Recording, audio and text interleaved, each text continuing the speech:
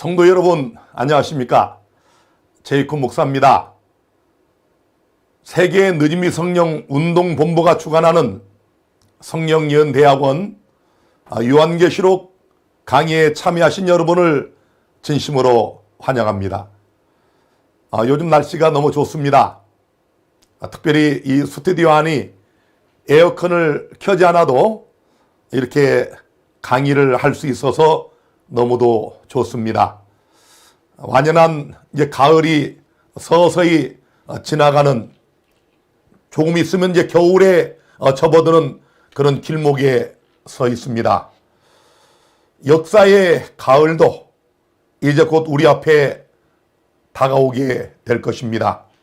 하나님께서 이 땅에 마지막 하나님 백성들을, 알곡들을 거두시기 위하여 잠깐 후에 지체하지 아니하시고 요한계시록 1장 7절에 약속하신 것처럼 구름을 타고 영광 중에 우리 앞에 나타나시게 될 것입니다.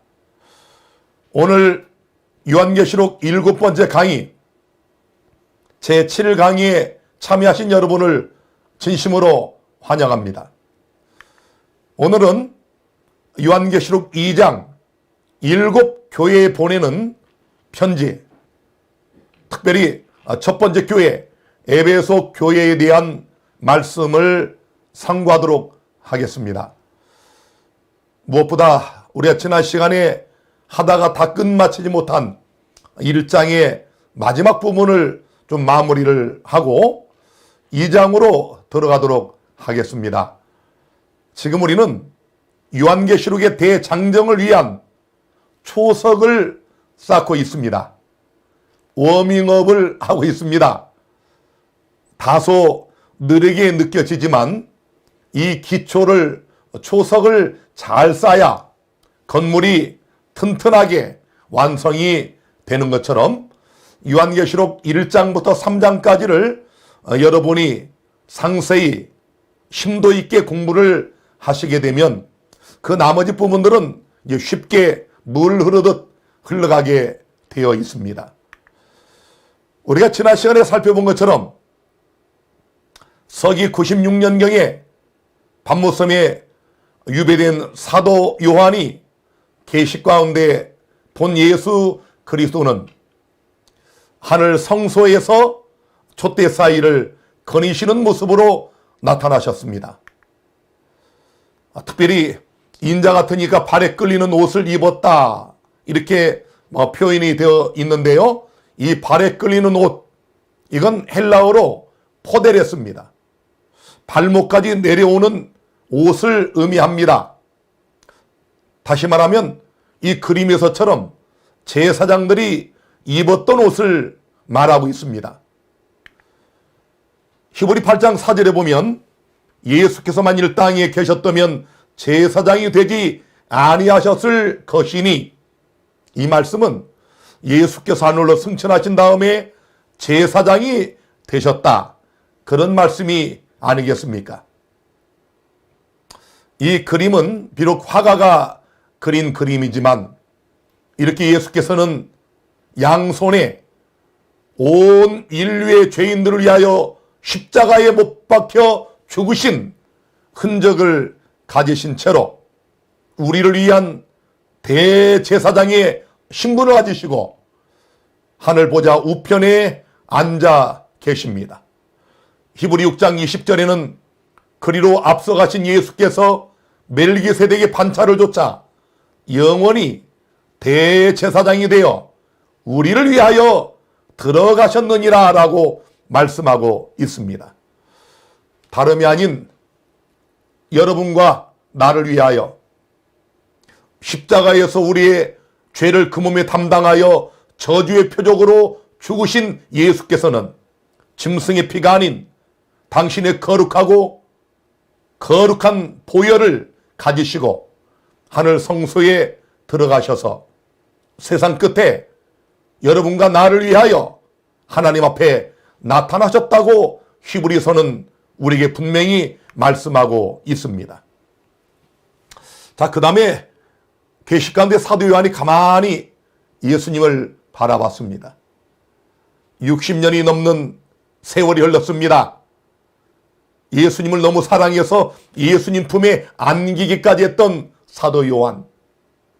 얼마나 주님이 보고 싶었겠습니까? 베드로 형도 죽었고 다른 동료 예수님의 사도들도 다 죽임을 당하고 마지막 남은 백발의 이제 90성상의 사도 요한. 그에게 나타난 예수님은 이 지상에서 뵙던 그 모습과는 달리 그 머리와 털의 희가 흰 양털 같고 그랬어요. 다니엘서 7장 9절에도 내가 보았는데 왕자가 놓이고 옛적부터 항상 계시니가 좌정하셨는데 그 옷은 희기가 눈 같고 그 머리털은 깨끗한 양의 털 같고. 어떤 장면입니까? 인성을 쓰시고 우리와 똑같은 사람으로 이 땅에 오셔서 33년 반을 생애하셨던 주님, 이제 하늘로 승천하셔서 신성의 모습을 회복한 그런 모습으로, 다시 말하면 본래 예수 그리스도의 이름이 여호와이셨던 것처럼 이제 하나님의 그런 모습으로 이 사도 요한에게 나타나신 겁니다. 빌립보 2장 6절에는 그는 그분 하나님의 본체시나 하나님과 동등됨을 취할 것으로 여기지 아니하셨다고 말씀하고 있지 않습니까? 본래 하나님의 본체이셨던 예수 그리스도, 이제 그분이 신성을 회복하셔서 다니엘서 7장에 다니엘이 계시 가운데 보았던 바로 여호와 하나님의 그 형상으로 사도 요한에게 나타나신 겁니다. 히브리 1장 3절에도 이는 하나님의 영광의 광채시요 그 본체의 형상이시라. 신성을 회복하신 본래 영존하신 아버지요 만왕의 왕이요 전능하신 하나님의 그런 광채와 그런 형상으로 사도 요한에게 나타나신 겁니다. 자, 그의 눈은 불꽃과 같고, 계시록 2장 18절에도 두아디라 교회 사자에게 편지하기를 그 눈이 불꽃 같고, 또 계시록 19장 12절에도 그 눈이 불꽃 같고. 자, 우리 예수 그리스도, 우리의 전능하신 하나님, 영존하신 아버지, 우리의 여호와께서 그 눈이 불꽃과 같다 그랬습니다.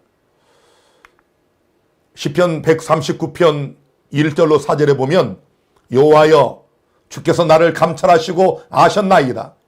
주께서 나의 앉고 일어섬을 아시며 멀리서도 나의 생각을 통촉하시오며 나의 길과 눕는 것을 감찰하시며 나의 모든 행위를 익히 아시오니 여호와여 내 혀의 말을 알지 못하는 것이 하나도 없으시니이다. 여러분, 우리 하나님, 우리의 구주 예수 그리스도는 불꽃 같은 눈으로 우리를 보고 계십니다. 성도 여러분, 오늘 여러분은 어디서 무엇을 하셨나요? 오늘 여러분은 만나는 사람들과의 그 상황 속에서 어떤 말을 하셨고 어떤 표정을 지으셨나요? 여러분의 억양은 어떠했으며 여러분의 음색은 어떠했습니까? 하나님께서 불꽃 같은 눈으로, 예수 그리스도께서 불꽃 같은 눈으로 여러분과 나를 날마다 순간마다 주시하시고 감찰하신다는 사실을 주목하시게 되기를 바랍니다. 예수님은 불꽃 같은 눈으로 우리를 바라보시면서 우리의 생각을 통촉하시고 우리의 길과 우리의 눕는 것과 우리 모든 행위를 익히 아시고 우리의 혀의 말을 다 아신다고 말씀하고 있습니다. 시편 121편 3절 4절에도 여호와께서 너로 실족지 않게 하시며 너를 지키시는 자가 졸지 아니하시리로다. 이스라엘을 지키시는 자는 졸지도 아니하시고 주무시지도 아니하시리로다. 어떻습니까? 여러분, 이런 분이 우리의 하나님이십니다. 날마다 불꽃 같은 눈으로 여러분과 저를 주시하시고 우리의 드리는 모든 기도마다 귀를 기울이시고 우리의 생각을 통축하시는 바로 그분이 우리의 예수 그리스도십니다. 자, 그런데 그의 발은 풀무에 단련한 빛난 주석 같다. 다니엘서 10장 6절에도 그 몸은 황옥 같고 그 얼굴은 번갯빛 같고 그 눈은 햇불 같고 그 팔과 발은 빛난 놋과 같고 그 말소리는 무리의 소리와 같더라. 자, 이 다니엘서에 나타난 요 하나님의 그 광채와 그 영광이 바로 승천하신 예수 그리스도, 60년이 넘은 세월 동안 뵙지 못했던 이 사도 요한에게 나타난 예수님의 모습이 바로 그렇게 그런 모습으로 나타나게 된 것입니다. 신성을 회복하신 하나님, 우리 주 예수 그리스도의 그 영광스러운 광채를 사도 요한에게 계시 가운데 보여주신 겁니다. 그의 음성은 많은 물소리와 같다. 에스겔 43장 2절에 보면 이스라엘 하나님의 영광이 동편에서부터 오는데 하나님의 음성이 많은 물소리 같고 땅은 그 영광으로 인하여 빛나니. 여러분, 혹시 여러분은 하나님의 음성을 들어보셨나요? 느낌으로 말고요. 이게 마음의 생각으로 하나님 음성 같다 이거 말고 혹시 하나님 음성을 들어보셨습니까?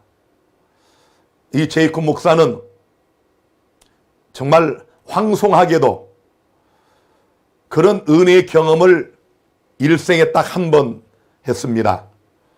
1990년에 정말 허벌판과도 같은 이 안성 땅, 제가 아는 이 한 사람도 없고 친척도 없고 아무도 없는 이곳에 단돈 20만 원을 들고 내려왔습니다. 그래서 교회에 나가다가 그만두신 80대 할아버지 할머니 두 분을 안방에서 모시고 첫 예배를 드렸습니다. 그리고 제가 지금 이 우리 요양원과 교회가 있는 이곳을 남의 것을 빌려서 무상으로 빌려서 사용을 했는데요. 얼마나 제가 외로웠겠습니까? 더욱이 제가 이곳에 올 때 몸이 성치 않았습니다. 4번 재발된 결핵성 늑막염과 또 4가지 합병증이 있어서 정말 약이 아니면 살 수 없는 그런 나날을 보내던 때입니다. 와서 열심히 전도하는데 너무 힘들어요. 안성 시내 곳곳을 돌아다니며 이잡듯 방문을 하고 혼자서 문을 두들기고 사람들이 문을 열어주질 않습니다. 그렇게 외롭고 고독할 때 이 요양원 저 뒷동산에 올라가서 새벽마다 하나님께 눈물로 콧물로 기도를 드렸습니다.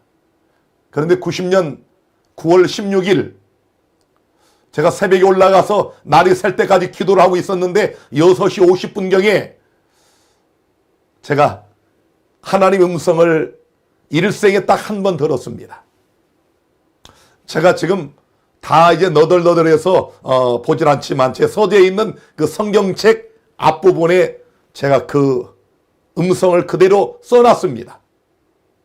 제가 오늘 그 얘기를 다 하려는 게 아니고 중요한 것은 하나님의 음성을 딱 한 번 그때 실제로 꿈이 아니고 실제로 제가 기도 중에 들었는데요. 이 뒤에서부터 들려왔는데 물소리 같아요. 그래서 저는 이 사도 요한이 여기 말씀한 그의 음성은 많은 물소리와 같으며 이 말씀을 제가 정확하게 이해를 하고 있습니다. 많은 물소리와 같은데 정확하게 제가 알아들을 수 있는 언어로 말씀을 하셨습니다.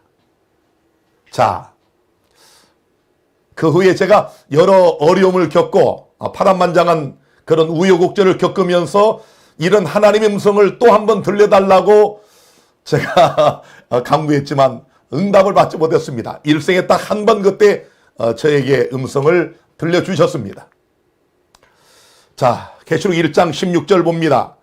그 오른손에 7뼈리 있고 그 입에서 좌우의 날선검이 나오고 그 얼굴은 해가 힘있게 비치는 것 같더라. 자, 여러분, 여기 발에 끌리는 제사장의 옷을 입으시고, 자, 오른손에 7뼈를 움켜쥐고 계십니다. 자, 오른손에 7뼈이 무엇일까요? 지금 여러분, 이 장면 그림 보이시죠? 지구가 지금 자전하고 있는 그런 모습인데 예수님께서 이 지상을 내려다보고 계시지 않습니까? 그 오른손에 7뼈이 있고 예수께서 승천하실 때 제자들에게 이런 엄중한 약속을 해 주셨습니다. 마태복음 28장 20절에 내가 세상 끝날까지 너희와 항상 함께 있으리라. 여러분, 이 예수님의 오른손에 있는 7별, 7조 때는 이제 뒤에 설명하겠지만 하나님의 7교회라고 요한계시록 1장이 자체적으로 설명을 해놨습니다. 7별은 하나님의 교회의 사자들, 다시 말하면 기별자들입니다. 7교회, 사도 시대로부터 역사의 마지막까지 선악의 대쟁투가 치열하게 전개되는 이 하나님의 교회에 하나님은 그의 기별자들을 가지고 계시다. 특별히 내가 세상 끝날까지 너희와 항상 함께하리라고 하는 이 위대한 약속으로 그의 기별자들을 붙들고 계시다. 이런 의미입니다. 저는 이 장면을 여러분들이 깨닫고 느끼는 것보다 더 강렬하게 제가 경험을 하며 읽고 마음에 담고 있습니다. 예수 그리스도의 오른손에 붙들린 7별, 시대마다 하나님이 세우시는 그 기별자들을 예수께서는 그분의 오른손으로 굳게 붙들고 있다는 사실을 저는 굳게 믿습니다. 자, 그 입에서 좌우에 날선검이 나왔다. 무슨 말씀일까요? 계시록 2장 12절에 버가목 교회의 사자에게 편지하기를 좌우에 날선검을 가진 이가 가라사대, 계시록 2장 16절에 그놈을 회개하라. 그리하지 아니하면 내가 내게 속히 임하여 내 입의 검으로 그들과 싸우리라. 자, 예수님의 입에서 나오는 이 검, 이게 무엇일까요?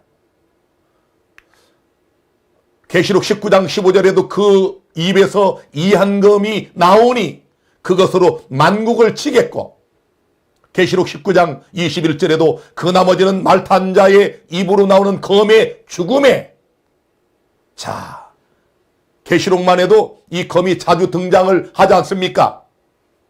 이사야 49장 2절 3절에 내 입을 날카로운 칼같이 만드시고, 저도 그런 기도 매일 합니다.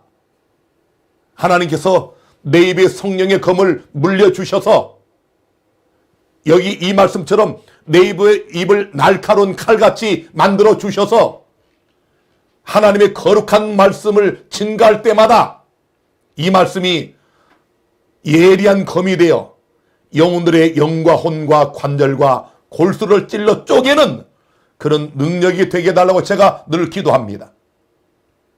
바로 예수님의 입에서 나오는 이 날선검, 여러분은 지금 오늘 성령예언대학원 요한계시록 7번째 강의를 통하여 예수 그리스도의 좌우의 입에서 나오는 날선검을 경험하고 있는 겁니다.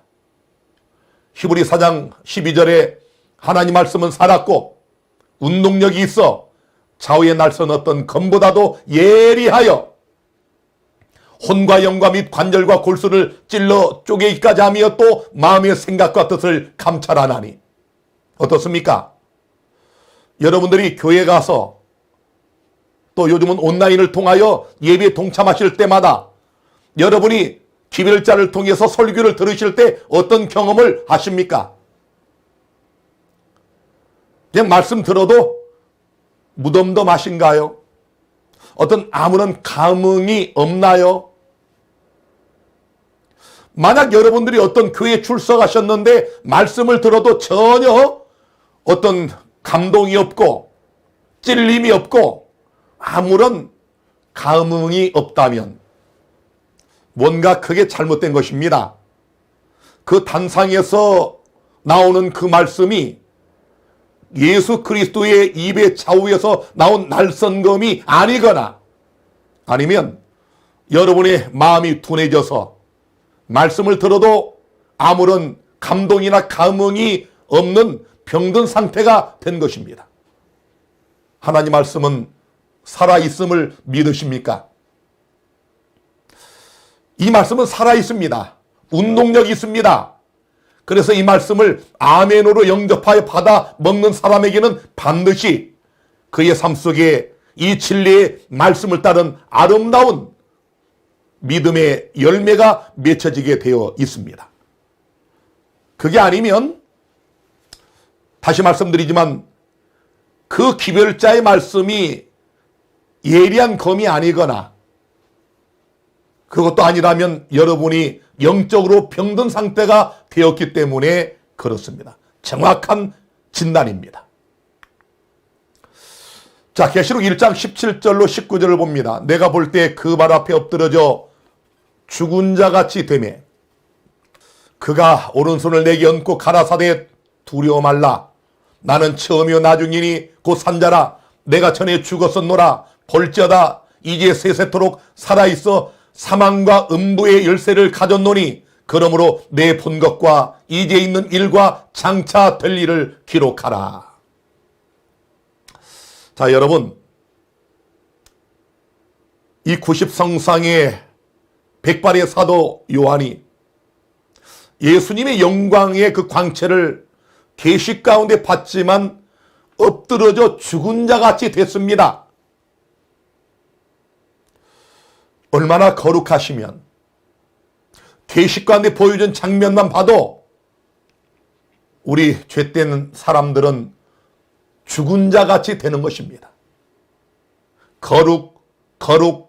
거룩하다 할 때 그 거룩이 얼마나 상상할 수 없는 거룩이면 하나님 앞에 충성된 종이었던 사도 요한과 같은 이런 하나님의 종도 그 발 앞에 엎드려 죽은 자같이 되겠습니까?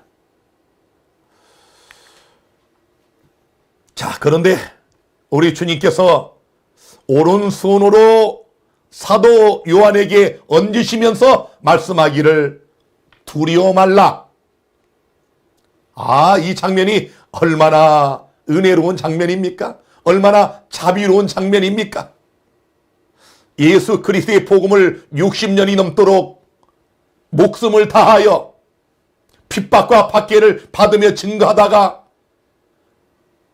외롭고 고독한 이 받모섬에 끌려와서 유배되어 고통 중에 있는 사도 요한에게 주님이 나타나셨어요. 신성을 회복하신 예수님의 그 영광의 광채에 압도되어 사도 요한은 죽은 것처럼 되어버렸습니다. 이때 주님이 오른손으로 사도 요한에게 얹으시며 두려워하지 말라. 두려워하지 말라. 우리 성도 여러분, 저를 따라서 한번 해보시겠습니까? 두려워 말라. 오늘 주님이 여러분에게 이렇게 말씀하십니다. 사도 요한에게 나타나셔서 그에게 두려워 말라고 말씀하시며 주님의 오른손으로 그를 어루만지셨던 것처럼 오늘 주님이 여러 말할 수 없는 시험을 당하고 또 안식일 등 진리를 위해서 핍박을 당하고 고난에 처하고 가난 때문에 또 질병 때문에 또 예기치 않은 사고 사건 때문에 좌절과 절망 속에 빠져있는 여러분에게 다가오셔서 우리 주님은 오늘도 사도 요한에게 해 주셨던 것처럼 동일한 자비로운 음성으로 우리에게 말씀하십니다. 아무개야, 두려워 말라. 두려워 말라. 저는 제 생애 속에 이런 예수님의 따스한 음성을 헤아릴 수 없이 들었습니다. 두려워 말라. 진아야, 두려워하지 말라. 오늘 그 주님이 여러분에게도 동일하게 말씀하시는 이 음성을 들으시기를 바랍니다. 이사야 41장 10절에 두려워 말라. 내가 너와 함께 함이니라. 놀라지 말라. 나는 내 하나님이 됨이니라. 내가 너를 굳세게 하리라. 참으로 너를 도와주리라. 참으로 나의 의로운 오른손으로 너를 붙들리라. 좀 용기가 되십니까? 이사야에게 말씀하신 하나님, 엘리야에게 말씀하신 하나님, 다니엘에게 말씀하신 하나님, 사도 요한에게 말씀하신 그 예수 그리스도 하나님이 오늘 역사의 마지막 험난한 세파에 이리저리 치이며 살아가는, 참으로 오류가 편만하고 죄악의 밤이 깊어지는 이 역사의 마지막 때에 하나님의 진리를 지키기 위하여 하나님의 계명과 예수의 증거를 가진 백성으로 하나님의 계명과 예수의 믿음을 지키는 여러분에게 두려워하지 마라. 내가 너와 함께 한다. 나의 의로운 오른손으로 너를 붙들어 주리라. 참으로 내가 너를 도와주리라. 이 귀한 음성을 이 밤 듣게 되기를 바라고, 그 예수 그리스도 앞에 우리도 사도 요한처럼 엎드려 감사와 찬양과 영광을 돌리시게 되기를 바랍니다.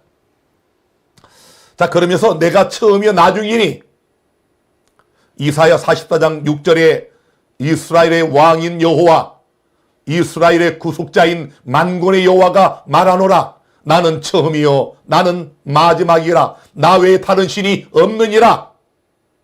예수님이 사도 요한에게 나타나셔서 내가 처음이요 나중이니, 무슨 말씀입니까? 내가 만군의 여호와니라.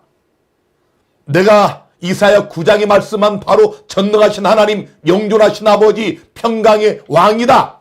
그런 표현입니다. 이사야 41장 4절에도 이 일을 누가 행하였느냐? 누가 이루었느냐? 누가 태초부터 만대를 명정하였느냐? 나 여호와라. 태초에도 나요, 나중 있을 자에게도 내가 곧 그니라. 바로 이분이십니다. 여호와라 이름하는 바로 그분, 전능하신 하나님, 영존하신 아버지였던 그분, 하늘아버지와 본래 같은 분이셨던 바로 예수 그리스도, 신성을 회복하셔서 우리 예수 그리스도 당신이 바로 구약에 수도 없이 말씀한 바로 그 여호와 하나님이심을 당당히 말씀하고 있습니다. 자, 그 다음 절은 정말 우리 가슴을 뛰게 하는 말씀입니다. 곧 산자라, 내가 전에 죽었었노라. 이제 세세토록 살아있어 사망과 음부의 열쇠를 가졌노니. 아, 참, 이 말씀은 제가 이 강의를 준비하면서 여러 번 봤지만 볼 때마다 제 가슴을 설레게 하는 말씀입니다. 우리 주님께서 요한복음 11장 25절 26절에 가라사대 나는 부활이요 생명이니 나를 믿는 자는 죽어도 살겠고 무릇 살아서 나를 믿는 자는 영원히 죽지 아니하리니 이것을 내가 믿느냐라고 물으셨어요. 죽었던 나사로를 살리신 예수님, 썩은 냄새가 나는 나사로를 무덤에서 나사로야 나오너라라고 불러내셨던 그분이 이제 잠시 후에 이 땅에 영광 중에 오시는 그날 예수님을 믿고 부활을 소망하며 영원한 생명을 갈망하며 믿음 안에 잠든 모든 하나님 백성들을 부르실 것입니다. 혹 이 강의를 듣는 여러분들 중에 연세가 많으셔서 이 땅에 곧 오실 주님을 살아서 영접하지 못하실지라도 조금도 염려하실 것 없습니다. 죽는 것은 잠깐입니다. 여러분이 죽고 나면 이 땅에 환란이 오고 일곱 재앙이 내리고 이 시간의 간극을 전혀 느끼지 못하십니다. 그러므로 여러분이 단잠을 자고 한 5분 잔 것 같다라고 아침에 깨는 그것보다도 더 빠른, 돌아가시자마자 그냥 0.1초 만에 눈을 뜨는 순간에 여러분은 영광 중에 오시는 예수님을 맞이하는 생명의 부활, 의인의 부활, 첫째 부활에 일어나게 될 것입니다. 우리 요양원 한 중간에 양지 바른 곳에 제가 우리 두 어머님을 이렇게 모셨습니다. 왼쪽에는 저를 낳아주시고 제가 5살 될 무렵 제 여동생은 3살, 3살, 5살, 7살, 10살, 12살 오남매를 이 땅에 놔두시고 호련히 눈을 감으신 우리 어머님의 산소입니다. 오른쪽은 이런 우리 오남매를 위해서 우리 집에 오셔서 우리 오남매를 믿음으로 기도로 양육해 주신 믿음의 어머니, 우리 어머님의 묘입니다. 저는 이 비석을 제가 만들 때 거기에다가 어머니 부활의 아침에 만나요 라고 제가 그렇게 썼습니다. 그렇습니다. 전에 내가 죽었었노라, 내가 이제 산자라, 내가 세대토록 살아있어. 사망과 음부의 열쇠를 가지신 주님께서 이 땅에 잠시 후에 재림하시는 날, 나의 사랑하는 믿음의 두 어머니께서 이 아름다운 의인의 부활에 일어날 것을 저는 믿습니다. 자, 고린도전서 15장 54절에 이 썩을 것이 썩지 아니함을 입고 이 죽을 것이 죽지 아니함을 입을 때에는 사망이 이김에 삼킨 바 되리라고 기록된 말씀이 응하리라. 사망아 너의 이기는 것이 어디 있느냐? 사망아 너의 쏘는 것이 어디 있느냐? 제가 모셨던 우리 어르신들 중에 이 한두 달 사이에 한 대여섯 분이 돌아가셨습니다. 코로나 때문에 이 팬데믹 상황에서 면회객이 없고 하다 보니까 정말 우리 요양원 역사 속에 한 번도 없었는데요. 거의 돌아가지 않으시다가 이번 환절기 때에 지금 9월, 10월 한 대여섯 분이 또 제 곁을 떠났습니다. 그 중에는 우리 예수님을 잘 믿고 믿음 안에 잠드신 그런 어머님도 계시고 또 그렇지 못한 분들도 있습니다. 분명한 것은 우리 주께서 잠시 후에 이 땅에 오시는 그날 우리의 이 썩을 것이 썩지 아니함을 입겠고 우리의 병들고 노쇠하고 쇠하여질 이 육체의 장막이 무너지면서 여기 사망아 너의 이기는 것이 어디 있느냐? 사망아 너의 쏘는 것이 어디 있느냐? 이 함성이 온 세상에 울려 퍼지게 되면서 예수 안에 믿음으로 잠드신 모든 하나님의 백성들이 썩지 않고 죽지 아니할 신령한 몸을 입고 부활하게 될 것입니다. 하나의 그림이지만 의미심장하지 않습니까? 주께서 이 땅에 영광 중에 오시는 그날 천사들을 보내셔서 사방에서 하나님 백성들을 이렇게 의인의 부활, 생명의 부활에 일으키셔서 공중으로 끌어올려 주님을 맞게 하십니다. 무덤에서 바닷가에서 뿌려진 각 곳에서 우리 하나님의 전능하신 능력을 따라 죽은 자들이 썩지 않고 죽지 아니할 신령한 몸을 입고 일어서게 될 것입니다. 또 혹 여러분들 중에 어린 아기를 잃어버리신 적 있으시죠? 어려서 병으로나 또 사고로나 뜻하지 않게 엄마 아빠보다 먼저 죽은 이런 어린 아기들을 여러분이 믿음에 신실하여 구원받으면 이렇게 그 영광스러운 부활 아침에 그 아이들을 만나시게 될 것입니다.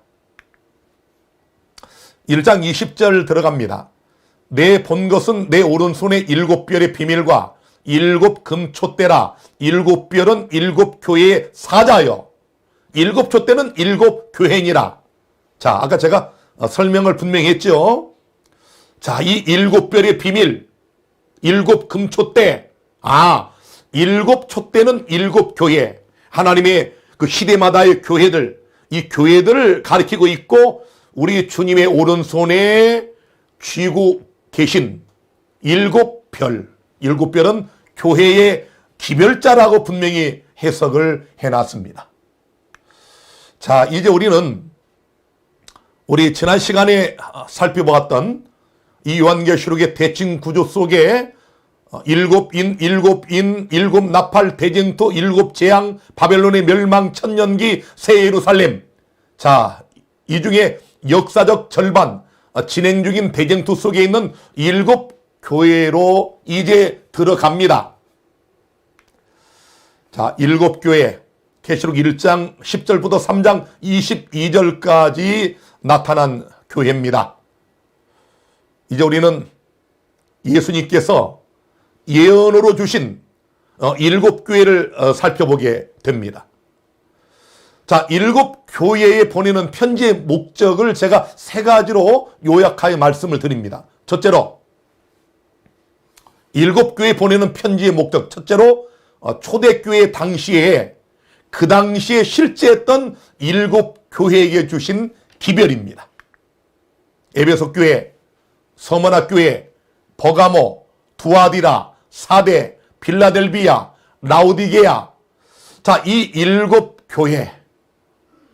자, 그 당시에 지도를 좀 보시면 이 부분. 자, 왼쪽에 이탈리아 보이죠? 오른쪽에 아라비아 반도 보이죠? 그 다음에 이스라엘 요단강 보이죠? 밑에 애굽이 보입니다. 그 중앙에 이곳을 소아시아, 아시아라고 이렇게 불렀는데요. 서기 96년경에 pat모섬에 유배된 사도 요한이 여기 pat모섬에서 여기 지금 7 교회에게 보내는 편지. 자, 여러분 아시겠습니까? 요한계시록 2장과 3장의 7 교회는 첫째로 그 당시에 실제하던 7 교회에게 보낸 편지입니다. 자, 편지는 발신인이 있고 수신인이 있어야 되겠지요. 발신인은 이미 1장에서 우리가 공부한 것처럼 예수 그리스도가 발신인입니다. 자, 수신인은 7 교회입니다. 분명하죠? 그런데 여러분이 우리 처음에 배웠던 말씀을 다시 한번 상기를 해야 됩니다.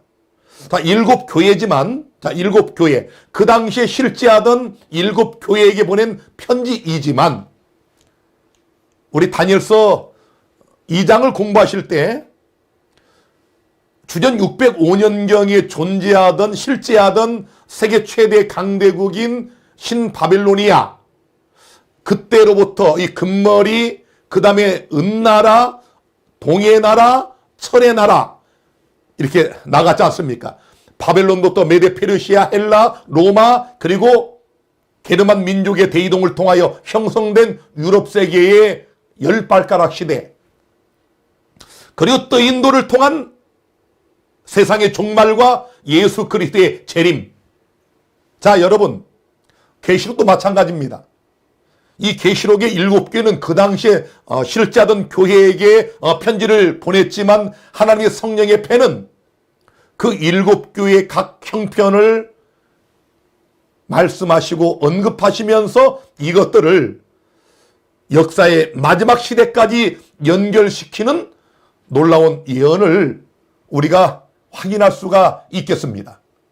계시록 1장 1절 2절에 예수 그리스도의 계시라, 이는 하나님이 그에게 주사 반드시 속히 될 일을 그 종들에게 보이시려고 그 천사를 그 종 요한에게 보내어 지시하신 것이라. 요한은 하나님의 말씀과 예수 그리스도의 증거 곧 자기의 본 것을 다 증거하였느니라.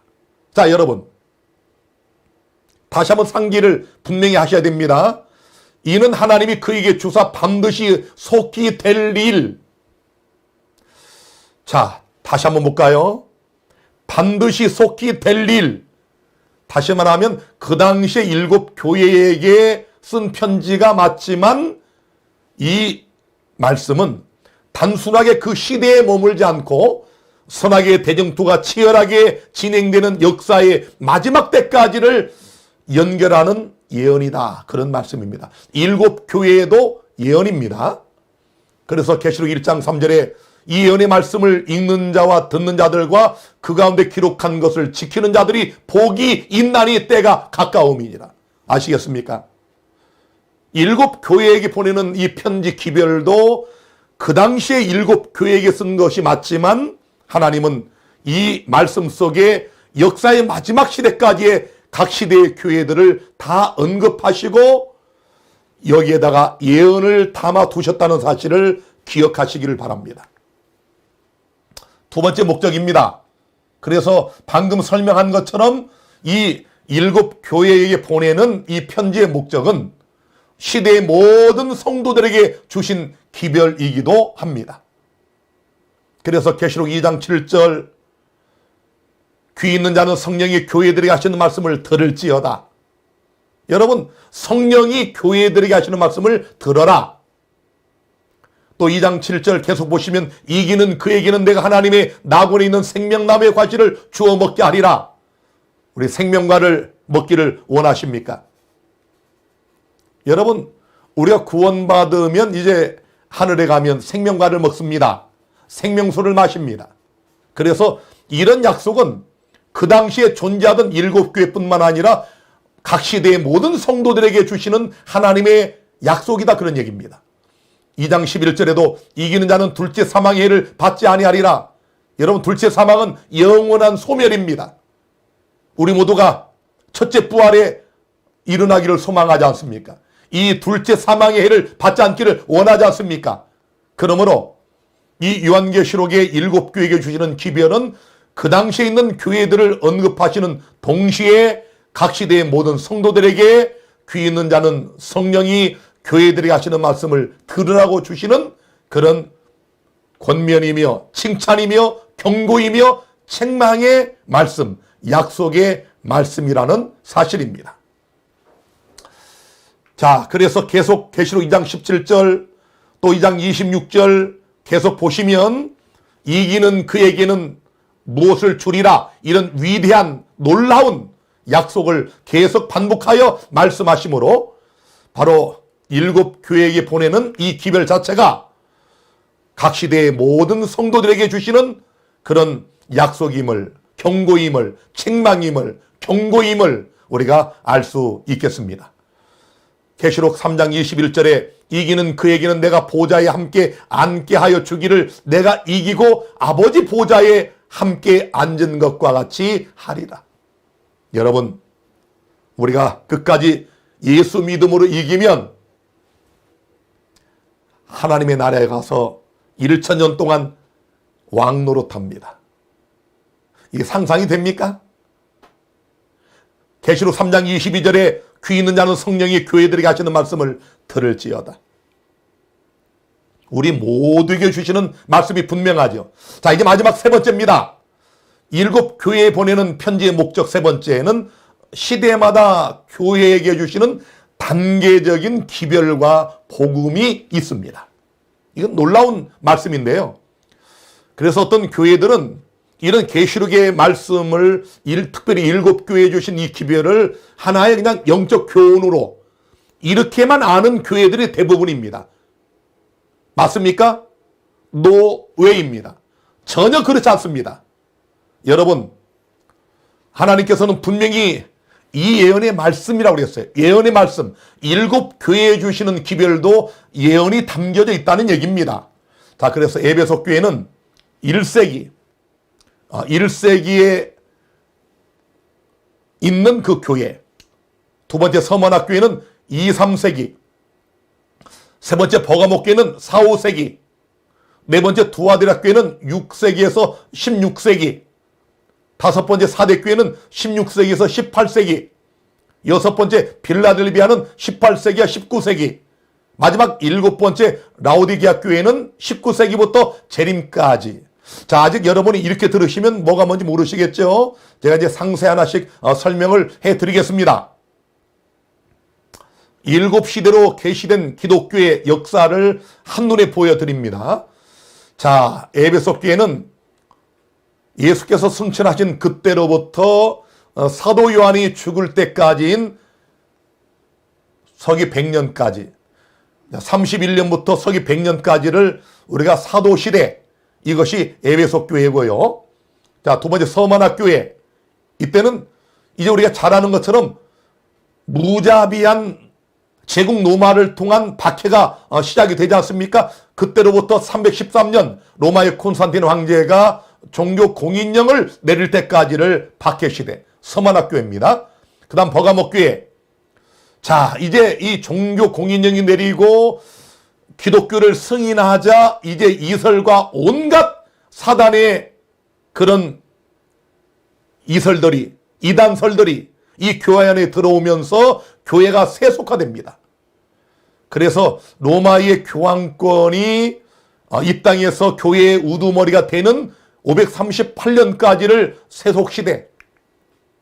두아데라 교회는 바로 그때로부터 마틴 루터를 통한 위클립, 깅글리, 칼빈, 허스, 제롬 이런 위대한 종교개혁자들이 종교개혁을 할 그때까지인 1517년 중세시대, 이때를 두아데라 교회라고 합니다. 그리고 자, 마틴 루터 등을 통한 종교개혁이 일어나가지고 이제 드디어 온 세상을 1260년 동안 무자비한 철권으로 다스리던 로마의 교황이 피우스 6세가 나폴레옹의 부하 장군에게 붙잡혀가던 그 해, 가톨릭이 무너지던 그 해 1798년까지를 사대교회, 즉 종교개혁시대라고 합니다. 자, 그때로부터 1844년 2300주야 예언이 이제 개봉이 되면서 윌리엄 밀러를 통한 재림운동이 일어난 바로 대실망을 겪은 그때까지를 세계 선교시대 필라델비아 교회라고 합니다. 자, 그때로부터 이제 예수께서 이 땅에 재림하실 때까지, 자, 2300주야 끝나는 1844년부터 예수님 이 땅에 재림하실 때까지를 마지막 시대, 즉 라오디게아 교회라고 합니다. 자, 여러분 어떻습니까? 여러분이 지금 한눈에 이렇게 보시면서 무엇을 느끼셨습니까? 놀랍지 않습니까? 죄송하지만 일반 개신교 신학자나 성경 예언 해석가들이 이런 거 잘 모릅니다. 그냥 일곱 교회에 주신 권면, 책망, 경고, 권고, 칭찬 이런 데서 영적 교훈만 취하고 말아요. 그러나 다시 분명히 말씀드리지만 하나님께서 일곱 교회에게 보낸 편지는 그 당시에 실제하던 소아시아의 일곱 교회에게 보낸 기별 편지이면서 동시에 그때로부터 역사의 마지막 예수 그리스도의 재림의 때까지 선악의 대쟁투에 치열한 접전을 벌일 각 시대의 하나님의 교회를 우리에게 분명히 보여주고 있다는 사실입니다. 여러분이 이것을 잘 이해를 하셔야 그 다음에 일곱 인, 일곱 나팔 이런 예언들을 더 정확하게 이해할 수가 있습니다.